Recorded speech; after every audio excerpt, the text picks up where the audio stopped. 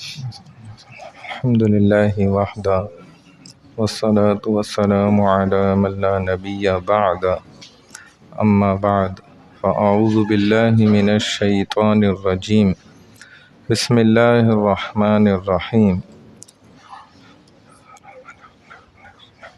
یہاں پہ الحمدللہ عصر کے بعد ہم جو گفتگو کرتے ہیں اس کا مقصد یہی ہے کہ کس طریقے سے ہم سارے مسلمان کامیاب ہو جائیں۔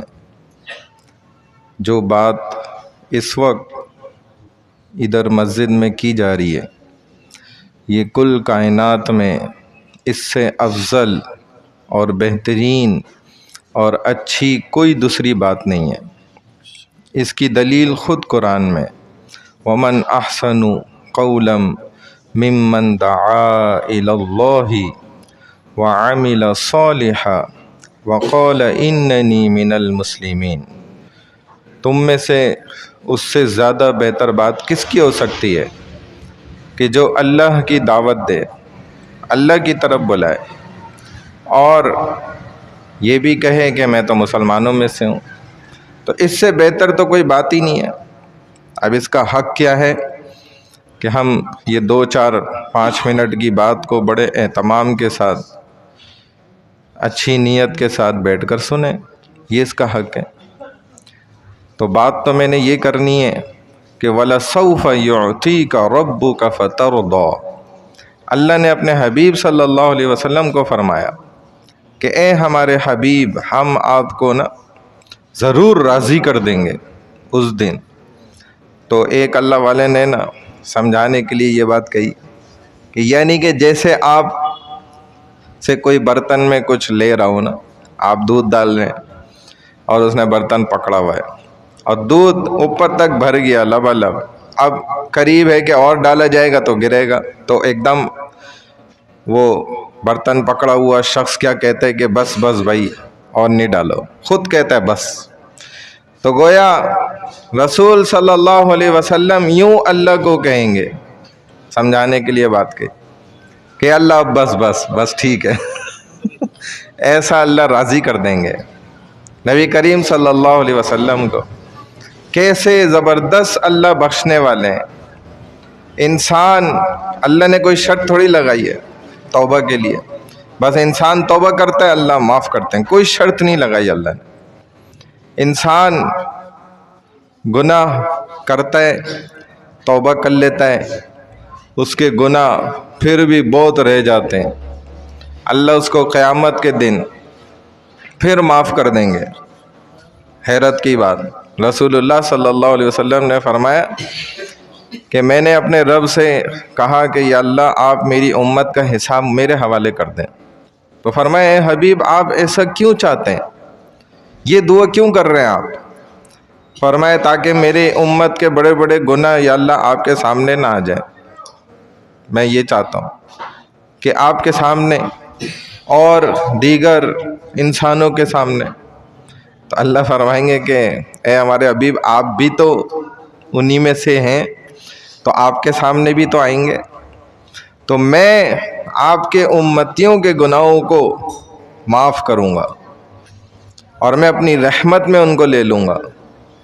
اور یوں آتے ہیں حدیث میں الفاظ کہ اللہ ایک نور کی گویا پردے ڈال دیں گے، جیسے ہم کناتیں لگاتے ہیں اس طرح نور کی کنات لگائیں گے، اس کے اندر بندے کو الگ الگ اس کے گناہ جو ہے وہ گنواتے چلے جائیں گے، وہ مانتا چلا جائے گا۔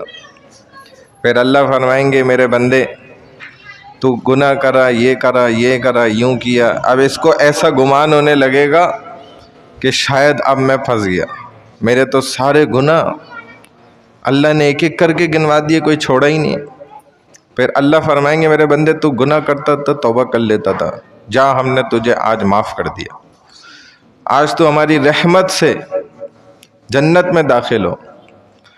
اور ایسے ہی ایک دوسرے شخص کے متعلق آتا ہے، اس کو بھی اللہ گناہ گنوائیں گے، چھوٹے چھوٹے اس کے جتنے گناہ ہوں گے، گنوانے کے بعد کہیں گے کہ آج تیرے ان گناہوں کو ہم نیکیوں میں بدل دیتے ہیں۔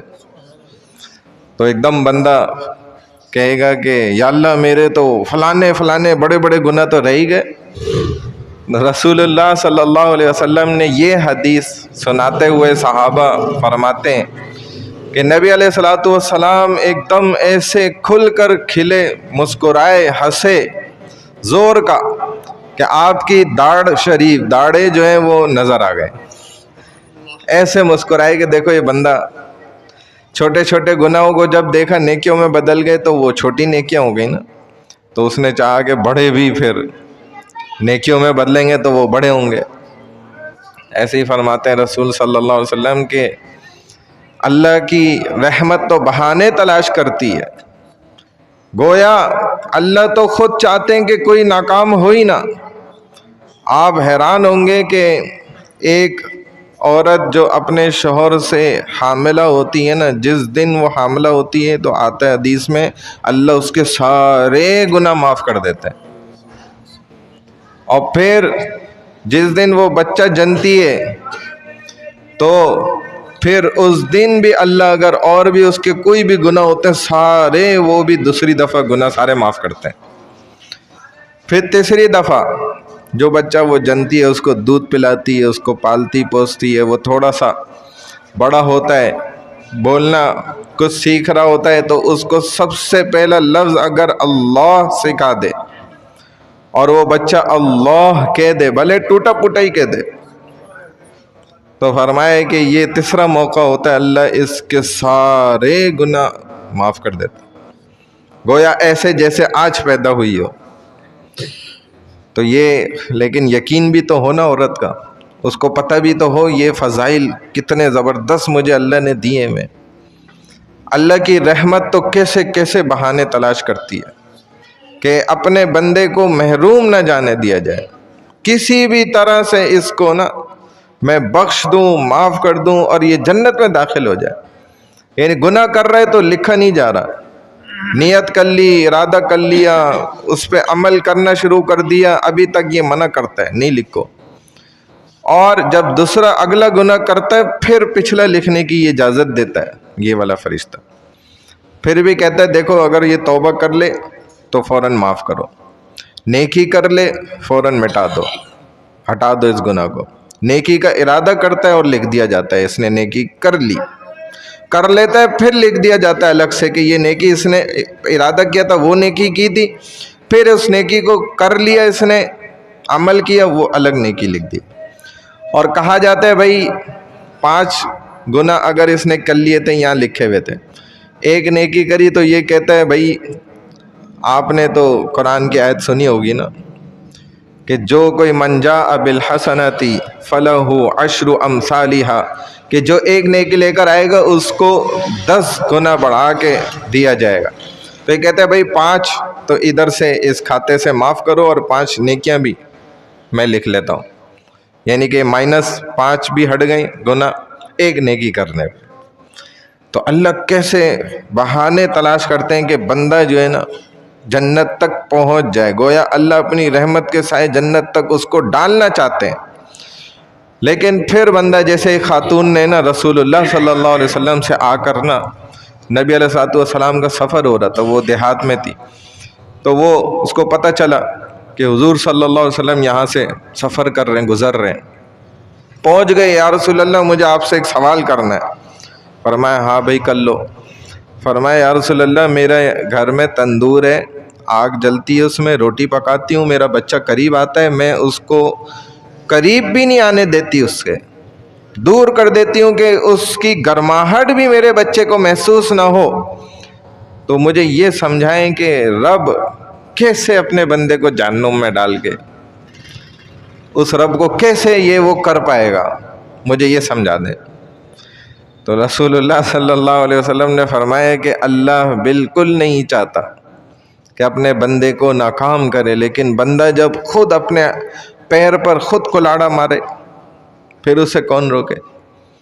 آخری ایک بات کرتا ہوں ایک اللہ والے کی جو ہمارے سلسلے کے پیر ذوالفقار نقشبندی رحمہ اللہ بھی اکثر سناتے تھے. فرماتے تھے حضرت کہ میں نے یہ واقعہ پڑھا تھا لیکن میں سناتا نہیں تھا، مجھے ڈر لگتا تھا کہ ایسی باتیں لوگوں کے درمیان کرنا ذرا خطرناک بات ہے۔ فرمانے لگے لیکن پھر میں نے ایک مجلس میں ایک اپنے سے بھی اعلیٰ اور بڑے بزرگ سے نا کھلم کھلا سنا یہ واقعہ ان سناتے، برملا سنا رہے تھے، تو میری جرت ہو گئی، ہمت ہو گئی کہ میں بھی پھر اب سناؤں گا۔ تو فرمانے لگے اس کے بعد سے میں نے سنانا شروع کر دیا، عوام میں لوگوں کو بھی بتانا شروع کر دیا، اور گویا مریدین کو بھی اجازت دے دی، بھائی آپ بھی بتا سکتے ہو۔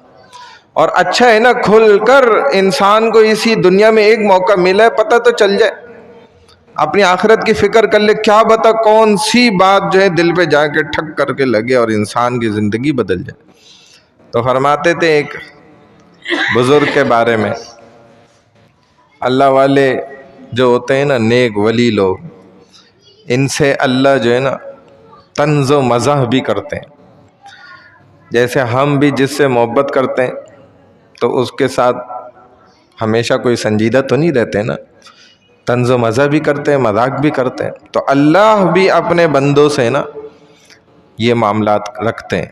تو ایک اللہ والے کو نا اللہ نے یوں ہی الہام کیا کہ اے میرے بندے، تیرے جو گناہ ہیں اگر یہ میں لوگوں پر کھول دوں تو بتا تیری کیا اوقات رہے گی، پھر تو شکل دکھانے کے لائق نہیں رہے گا۔ تو ان اللہ والے نے بھی اللہ سے کہا کہ اللہ آپ کی بات تو بالکل سچ ہے، آپ بالکل صحیح کہہ رہے ہیں کہ اگر ہمارے گناہ کھل جائیں تو پھر تو ہم کہیں منہ دکھانے کے لائق نہ بچیں، لیکن میں آپ کو بھی ایک بات بولتا ہوں کہ اگر میں نے آپ کی اصلیت بھی بندوں کے سامنے کھول دی نا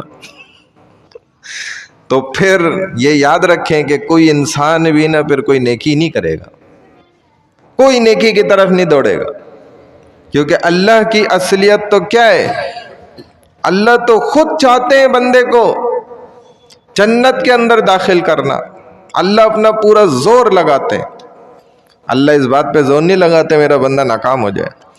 اللہ کی جو رحمت ہے نا یہ ایسی ہے، نبی علیہ السلام نے اس کی مثال ایک دفعہ یوں دی کہ میں کہیں بیٹھا ہوا تھا، میں نے ایک چڑیا کو دیکھا، وہ ریگستان ہوتا ہے نا، وہاں ریت ہوتی ہے، تو وہاں سے اپنی چونچ میں چند ذرات اٹھا کے نا لے کے چلی جاتی، میں وہیں بیٹھا ہوا تھا، پھر تھوڑی دیر بعد آتی، پھر وہ ذرات اٹھا کے لے جاتی، ایسا 3-4 دفعہ ہوا۔ تو میں حیران ہو گیا کہ پرندہ چلو لکڑی یا کوئی ایسی ڈنڈی تو اٹھا کے لے کے جاتا ہے اپنا گھونسلہ بنانے، یہ اس ریگستان میں ریت کے ذرات کیوں اٹھا کے لے کے جا رہی ہے؟ کہتے میں پیچھے ہو لیا، دیکھا کہ لے جا کے نا پانی بڑا سمندر اس کے اندر پھینک رہی ہے۔ تو مجھے اس دن دیکھ کر یہ بات سمجھ میں آ گئی کہ یہ جو ذرات ہیں نا ریت کے، یہ انسانوں کے گناہ ہیں، اور یہ جو سمندر ہے یہ سارا اللہ کی کیا ہے، رحمت ہے۔ وہ مچھر بیٹھ گیا تھا بیل کے سینگ پر، کافی دیر بیٹھا رہا، پھر جاتے ہوئے اس نے کہا جی سوری بیل صاحب، معذرت، میں آپ کے سینگوں پہ اتنی دیر بیٹھا رہا۔ تو بیل نے بولا میری بلس ہے، تو ساری زندگی بھی بیٹھا رہتا، مجھے تو پتہ ہی کوئی نہیں چلا۔ تو ایسے ہی تو اللہ کی رحمت ہے کہ اس کے سامنے بندے کے گناہ کوئی پتہ چلتے ہیں، جب رحمت سمندر ہو اور گناہ ذرات ہو تو پتہ چلیں گے۔ سمندر کے اندر 1 کروڑ ذرات پھینک دو کوئی فرق نہیں پڑے گا۔ تو بندے کے گناہ اتنے نہیں ہوتے جتنی اللہ کی رحمت وسیع اور پھیلی ہوئی ہے۔